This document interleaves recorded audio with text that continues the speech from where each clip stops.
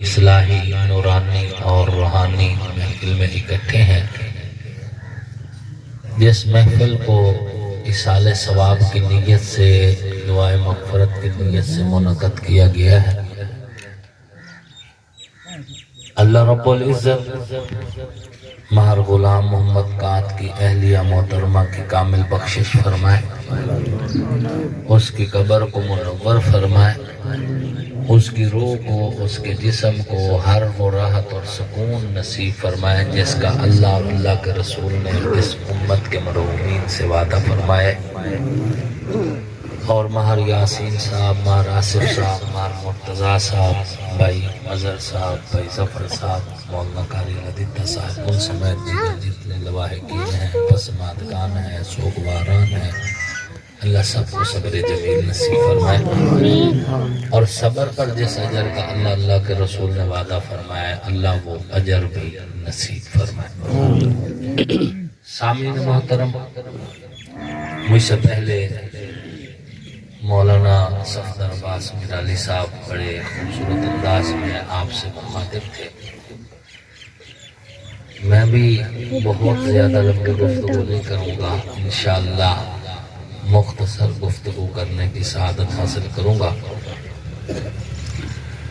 اللہ رب العزت کا کرم ہے، اس کا احسان ہے، اس کا فضل ہے کہ اس نے آپ کو اور مجھے انسان بنایا ہے۔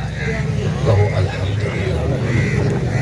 وہ چاہتا تو ہمیں کتا بلی بھی بنا سکتا تھا، وہ چاہتا تو ہمیں مکھی اور مچھر بھی بنا سکتا تھا۔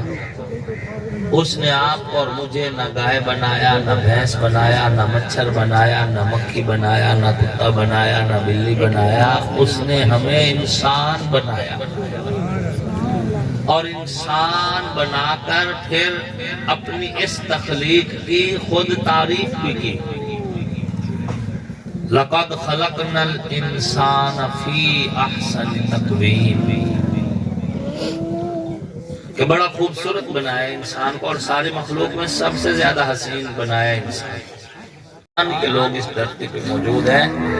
اللہ نے پھر احسان یہ کیا ہے کہ نہ آپ کو اور مجھے یہودی بنایا ہے، نہ عیسائی بنایا ہے، نہ ہندو بنایا ہے، نہ سکھ بنایا ہے، نہ بدھ مت بنایا ہے، نہ رافضی بنایا ہے، نہ خارجی بنایا ہے، نہ ناسبی بنایا ہے۔ اللہ نے آپ کو اور مجھے الحمدللہ مسلمان بنایا۔ سبحان اللہ، ماشاءاللہ۔ وہ چاہتا تو ہمیں ہندو بھی بنا سکتا، اللہ اکبر، لیکن اس نے نہیں بنایا۔ ہمیں مسلمانوں کے گھر میں پیدا کیا اور کلمہ ہمیں گھٹی میں دے دیا، اور اللہ کے فضل و کرم سے ہمیں اس کلمے کی جو ترتیب ہے اس کو سمجھنے اور اس کی معرفت نصیب دی۔ کلمے میں دو گواہیاں ہیں۔ ایک گواہی کیا ہے؟ لا الہ الا اللہ، اور دوسری گواہی کیا ہے؟ محمد الرسول اللہ صلی اللہ علیہ وسلم۔ تو یہ دو گواہیاں اللہ نے ہمیں نصیب کی، اللہ کا احسان ہے۔ الحمدللہ، ہمارا کوئی کمال نہیں، ہمارا کوئی عمل نہیں ہے، نہ ہمارا کوئی کمال ہے، اس کا احسان ہے۔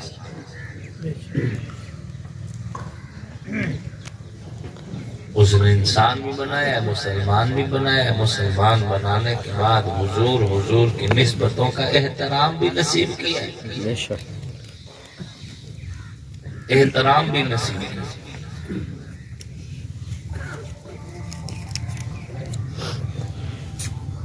یہ ایمان کتنی بڑی دولت ہے، اس کا اندازہ مرنے کے بعد ہوگا۔